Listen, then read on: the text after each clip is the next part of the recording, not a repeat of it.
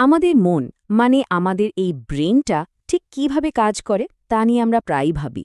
তো চলুন আজ আমরা সেই মনের ভেতরের জগতে একটা দারুণ সফরে বের হই।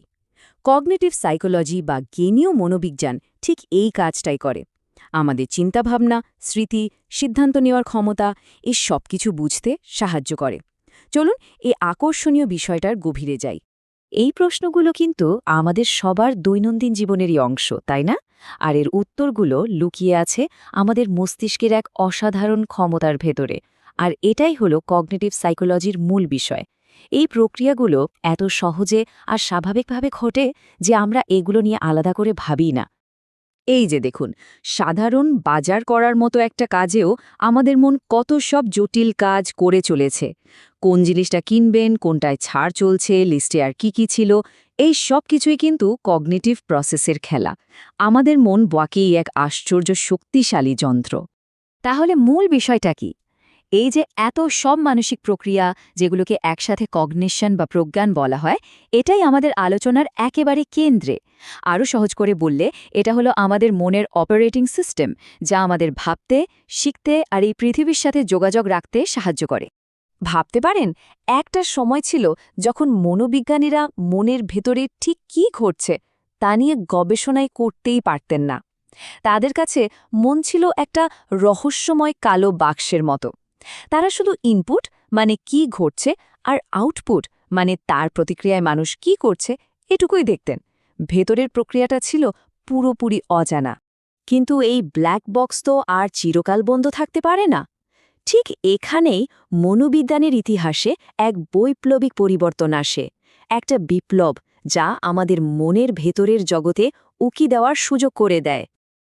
আর পরিবর্তনটা ছিল আকাশ-পাতাল। আগেকার আচরণবাদ বা বিহেভিয়ারিজম যেখানে শুধু বাইরে থেকে দেখা আচরণ নিয়েই সন্তুষ্ট ছিল, সেখানে কগনিটিভ সাইকোলজি একটা নতুন দরজা খুলে দিল। এটি মনের ভেতরের চিন্তাভাবনা, স্মৃতি, মনোযোগ এই সব প্রক্রিয়াকে বৈজ্ঞানিকভাবে মাপার সাহস দেখালো। এটা ছিল মনোবিজ্ঞানের জন্য এক বিশাল লাভ। আর এই বিপ্লবের পেছনে ছিলেন কিছু অসাধারণ মানুষ। যেমন উলরিখ নাইসার এই নতুন ক্ষেত্রটাকে একটা আনুষ্ঠানিক নাম দেন। নোম চমস্কি ভাষার মাধ্যমে দেখান যে আমাদের মনে কিছু জন্মগত কাঠামো রয়েছে। জর্জ মিলার আমাদের স্মৃতিশক্তির এক অদ্ভুত সীমাবদ্ধতা আবিষ্কার করেন, যে আমরা একবারে মাত্র 60টার মতো জিনিস মনে রাখতে পারি। আর হারবার্ট সাইমন মানুষের চিন্তার প্রক্রিয়াকে কম্পিউটারের তথ্য প্রক্রিয়াকরণের সাথে তুলনা করে এক নতুন পথের দিশা দেখান। তো বিজ্ঞানীরা যখন এই কালো বাক্সটা খুললেন, তখন ভেতরে কি খুঁজে পেলেন? চলুন এবার দেখি মনের কিছু প্রধান কার্যক্ষেত্র বা ডোমেইন, যেগুলো আমাদের প্রতিদিনের জীবনকে চালাচ্ছে। বিষয়টা বোঝার সবচেয়ে সহজ উপায় হল আমাদের মনকে একটা শক্তিশালী কম্পিউটারের সাথে তুলনা করা। এটা চারপাশ থেকে তথ্য নেয়, সেগুলোকে প্রসেস করে, স্টোর করে আর দরকার মতো ব্যবহার করে। এখন আমরা এই সিস্টেমের কিছু মূল সফটওয়্যার বা ডোমেইন নিয়ে কথা বলবো। প্রথম ডোমেইন হল মনোযোগ বা অ্যাটেনশন। সোচুন, একটা ভিড়ের মধ্যেও বিশেষ কারোর কথায় কান পাতা বা পড়ার সময় চারপাশের সব কিছু ভুলে যাওয়ার যে ক্ষমতা, এটাই হলো মনোযোগ। এটা অনেকটা আমাদের মানসিক ফিল্টারের মতো কাজ করে, যা দরকারি তথ্যকে ভেতরে আসতে দেয় আর বাকিগুলোকে আটকে দেয়। এরপর আসে পারসেপশন বা প্রত্যক্ষণ। আমাদের চোখ যা দেখে বা কান যা শোনে, মন সেগুলোকে একটা অর্থ দেয়। যেমন হাজারো মানুষের ভিড়েও বন্ধুর মুখ চিনে ফেলা। আবার অপটিক্যাল ইলিউশন দেখে আমাদের মস্তিষ্ক যেভাবে বোকা বনে যায়, সেটাও কিন্তু এই পারসেপশনেরই একটা খেলা। অবশ্যই স্মৃতি, এটা তো বলতেই হবে। তথ্য গ্রহণ করা, তাকে মস্তিষ্কে গুছিয়ে রাখা আর প্রয়োজনের সময় ঠিকঠাক বের করে আনা, এই পুরো প্রক্রিয়াটাই হলো স্মৃতি। স্মৃতি ছাড়া আমাদের শেখা বা কোনো অভিজ্ঞতাই সম্ভব হতো না। আর তারপর আছে ভাষা। এটা মানুষের এক অবিশ্বাস্য ক্ষমতা। আমরা কত সহজে আর দ্রুত জটিল সব বাক্য তৈরি করি এবং তার মানেও বুঝে ফেলি। এই প্রক্রিয়াটা কিভাবে কাজ করে তা কগনিটিভ সাইকোলজির একটা খুব গুরুত্বপূর্ণ গবেষণার বিষয়। আর সবশেষে সিদ্ধান্ত গ্রহণ বা ডিসিশন মেকিং। আমরা প্রতিদিন ছোট বড় হাজার হাজার সিদ্ধান্ত নিই, কিন্তু এই সিদ্ধান্তগুলো কিন্তু সবসময় নিখুঁত যুক্তির উপর ভিত্তি করে হয় না।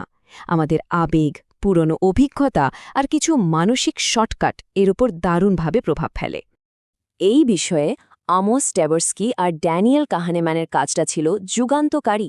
তারা দেখিয়েছেন যখন আমাদের কোনো জটিল সিদ্ধান্ত নিতে হয় তখন আমাদের মস্তিষ্ক প্রায় কিছু মানসিক শর্টকাট বা হিউরিস্টিক্স ব্যবহার করে। এগুলো সময় বাঁচায় ঠিকই, কিন্তু মাঝে মাঝে মারাত্মক ভুলের কারণও হয়ে দাঁড়ায়। এখন মনে হতে পারে এত সব তথ্য কথা জেনে কী লাভ। আসলে কগনিটিভ সাইকোলজির এই ধারণাগুলো শুধু বইয়ের পাতায় আটকে নেই, এর বাস্তব প্রয়োগ আমাদের জীবনকে গভীরভাবে প্রভাবিত করছে। এর প্রভাব দেখবেন আমাদের চারপাশেই। যেমন আর্টিফিশিয়াল ইন্টেলিজেন্স বা এআই তৈরির মূল অনুপ্রেরণাই হল মানুষের মস্তিষ্ক কিভাবে তথ্য প্রসেস করে সেই ধারণা। আবার ধরুন, মানসিক চিকিৎসার খুব সফল একটা পদ্ধতি হল সিবিটি, যা আমাদের শেখায় কিভাবে চিন্তার প্যাটার্ন বদলে নিজের আবেগ নিয়ন্ত্রণ করা যায়। এমনকি আমরা প্রতিদিন যে মোবাইল অ্যাপগুলো ব্যবহার করি সেগুলোর ডিজাইনও করা হয় আমাদের মনোযোগ আর স্মৃতির কথা মাথায় রেখে। এর প্রভাব আসলেই অনেক ব্যাপক। চলুন সবশেষে আমরা আমাদের নিজেদের চিন্তার প্রক্রিয়া নিয়ে একটু ভাবি। এই পুরো আলোচনা থেকে আসল টেকঅ্যাওয়েটা কী? সবচেয়ে গুরুত্বপূর্ণ বিষয় হল নিজের মনকে বোঝা। যখন আমরা জানতে পারি আমাদের মনোযোগ কিভাবে কাজ করে, স্মৃতি মাঝে মাঝে কেন আমাদের ধোঁকা দেয়, বা সিদ্ধান্ত নেওয়ার সময় আমাদের কী ধরনের পক্ষপাত কাজ করে, তখন আমরা নিজেদেরকে আরও ভালোভাবে চালাতে পারি। এটা এক ধরনের আত্মসচেতনতা যা আমাদের আরও ভালো মানুষ হতে সাহায্য করে। আর এখানেই একটা বড় প্রশ্ন থেকে যায়। আমরা এখন জানি যে আমাদের মস্তিষ্ক নিখুঁত নয়, এর নিজস্ব সীমাবদ্ধতা আছে, পক্ষপাত আছে। এই জ্ঞানটা থাকার পর আমরা কি আমাদের সিদ্ধান্ত নেওয়ার প্রক্রিয়াকে আরও উন্নত করতে পারব, নাকি আমরা আমাদের মস্তিষ্কের এই অন্তর্নিহিত ভুলগুলোর কাছে চিরকাল বন্দীই থাকব? ভাবনার বিষয়, তাই না?